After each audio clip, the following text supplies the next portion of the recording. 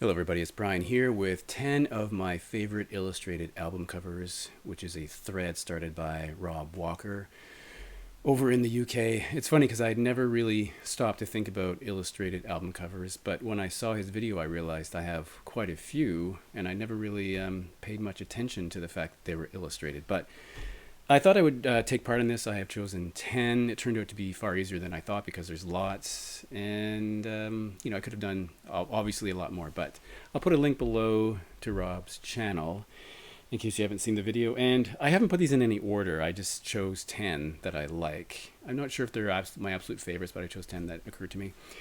And let's start with the first one from 1978. This is Lou Reed's Take No Prisoners. Lou Reed Live, Take No Prisoners. You don't get the full effect of this until you unfold this. And here we have the span of Lou Reed Live. Now, I don't know if that's supposed to be Lou Reed in the middle. It doesn't, it doesn't really look like him, I'm not sure. You have this tipped over garbage can with like a doll and a shoe and a feather boa and other crazy things. I guess that's a New York kind of scene. And then you have this dude lurking in the background. In the inside we have some more drawings, and the inner sleeves are really newspaper segments, but there's some illustrations as well. So 2 records. This happens to be a record where he talks a lot on this record. So some people have said it's not very good because he has a lot to say, but the sound of it is actually really good. Now, the weird thing is that on the liner notes it says it's cover illustration by Brent Baylor, but in 2000 a Spanish illustrator called Nazario won a lawsuit because he had said he'd painted this thing for a magazine cover and he was proven to be correct. So I guess in later years they must have changed that credit on the liner notes. I tried to find something about Nazario. I tried to find some information about him, but the only thing I could find really was a Wikipedia page in Spanish, and I don't know anything about Spanish, so I didn't read it. Okay, so second one, I chose a Canadian artist, a Canadian band actually, called Max Webster. Now, Max Webster is a band, not a singer. It's often confused. Sometimes I see these in record stores under W as the last name, or misfiled other ways. It is a band. The most famous member is Kim Mitchell, who went on to a fairly successful solo career, plus he had a radio show in Toronto for many years. This is the band's debut record from 1976. And if you're a Canadian and you look at this, you are going to think, and I'm guessing, despite these gauges here, the first thing I thought of when I saw this many years ago was a beer store, because in our old school beer stores you get, well, I think there's still some like this, you get beer cases rolled out to you on rollers like this. And on the back we have this can of Max Webster filling up what, I guess, I don't know what that is. Now the cover here was done by Terry Watkinson, who is the keyboardist and a vocalist. He actually wrote arguably the band's most famous track. He stayed with them for 4 records and left. He had done, as I remember this, 2 years of architecture school at U of T. He went back to school to study medical illustration, and later he taught at U of T, teaching medical illustration. I'm assuming in the art department. I'm not sure about that. And he is a painter. If you find his website, he'll show. There's lots of information about his paintings. He also painted the cover of a Klaatu compilation called Peaks. So that's his painting as well. And this is very interesting. They're often described as like Canada's answer to Frank Zappa. I'm not really sure if that's accurate, but it's an interesting description. So that's an interesting record. This is one I thought of pretty much right away, and I could have chosen either record from this band. This is the first mini album from the Dukes of Stratosphere, 25 O'Clock.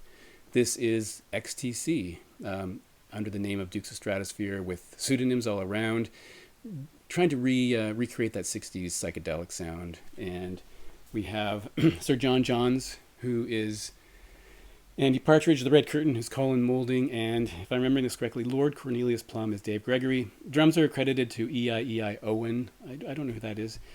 Art is credited to the Technicolor Prophet of Mars, which is really, as I understand it, Andy Partridge, because he spent some time finding lettering like this from the 60s, and then there's a bit of Salvador Dali-ish things happening there, maybe, with this, maybe not. They're not. The clocks aren't melting; they're just clocks. So a clock on the head of somebody Big Ben, peace signs. I mean, it does look very 60-ish. And the way they're presented here may be a bit Beatlesque, perhaps.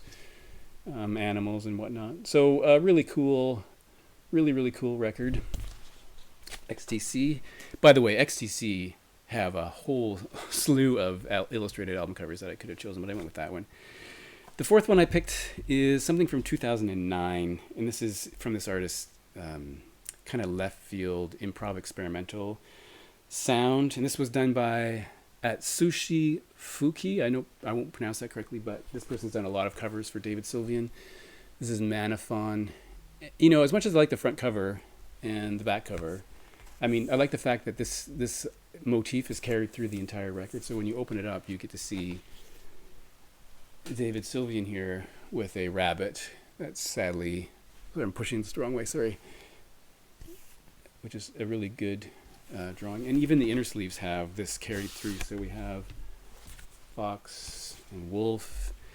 And the other one we have credits and, deer, elk, or something like that. Which is kind of cool. So that's a really, not maybe my favorite David Sylvian record, but I love the illustrations on that. Another one I thought of pretty much right away was this really weird cover from Pere Ubu from 2013, The Lady from Shanghai. The back cover is not illustrated. It just has, I don't know what this is, but this is a double record. And what this means or what this represents, I have no idea. But it did make me, it does link into the next one because I think they're very similar. And two pieces of vinyl, as I said, one of the weird things is that this I bought used. It's in really good shape. And someone had gone to the trouble of burning a CD of this record on this homemade CD and had made the mistake that it was the girl from Shanghai, and then later someone corrected it to the woman from Shanghai. I haven't attempted to play this CD. It's got a few scratches, but it's kind of strange that someone did that. And this is really interesting. And you might already know what I'm going to choose next because I think in some respects they're a bit similar. We have this, and then we have the best record from 1998, perhaps, is Neutral Milk Hotel in the Airplane Over the Sea. A cover that has always fascinated me. I remember seeing it a few times before I bought it and just couldn't make heads or tails of it. You know, the band's name is not on the front or the back, where we have this marching band with giant legs and a very small, what do you call the guy who leads the band? And people seemingly swimming in the sea and ships behind. A really groundbreaking record, a lo-fi kind of masterpiece. But the cover, it just leaves me sort of, I guess I could look up what is going on here, but I've never bothered to figure out what this cover is all about. But a really, the first record I think I thought of it when I thought of illustrated record covers. Really interesting. Next we have one that I think might be somehow a airbrush photograph with some illustrations. This is from 1988. Thomas Dolby in Aliens Ate My Buick plus the Lost Toy People. Now I'm assuming those are photographs that someone has kind of made look cartoonish, but you'll also see that there is lots of other illustrations like the buildings, the UFOs or the aliens ships, and this one eating a Buick and these people here. Really interesting. There's the back with the Buick having been eaten at the drive-in movie where they're showing a film about aliens eating Buicks, I guess. And on the inside, the notes do have these other photographs, which I'm guessing is where that came from. But also very interesting. This is, I guess the big track on here was The Key to Her Ferrari, maybe Airhead, Hot Sauce, Budapest by Blimp, which is great. So that's a really interesting record.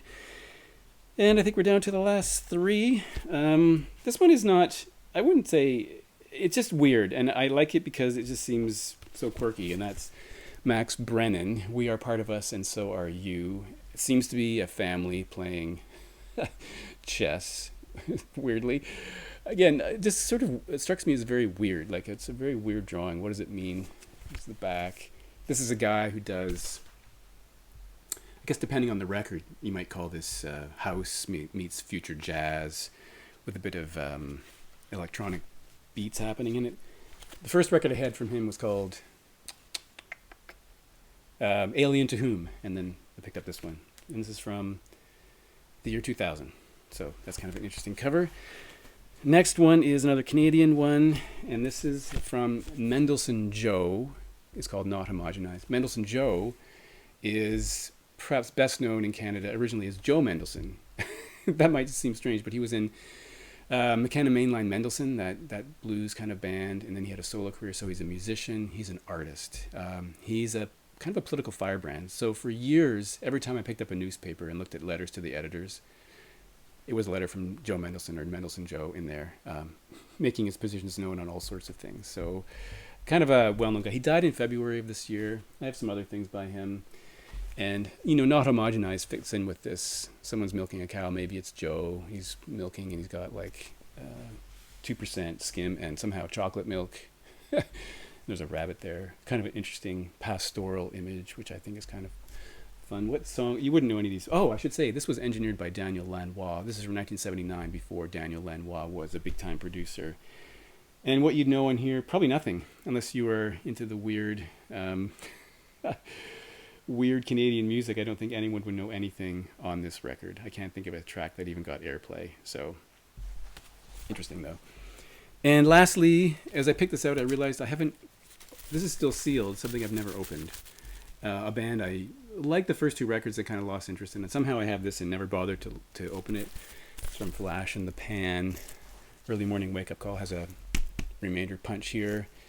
And I guess I was tired of them. They were two members of the Easy Beats who made this new wave band called Flash in the Pan. The big songs were Hey Say Peter and whatnot. On the front we have, sorry, a bit of glare because the shrink wrap is still in here. We have a guy about to light a pipe, a woman sitting down there, there's a clock ahead of them. There's a car mysteriously driving by, and you can see the guy in the car, and that's repeated on the back.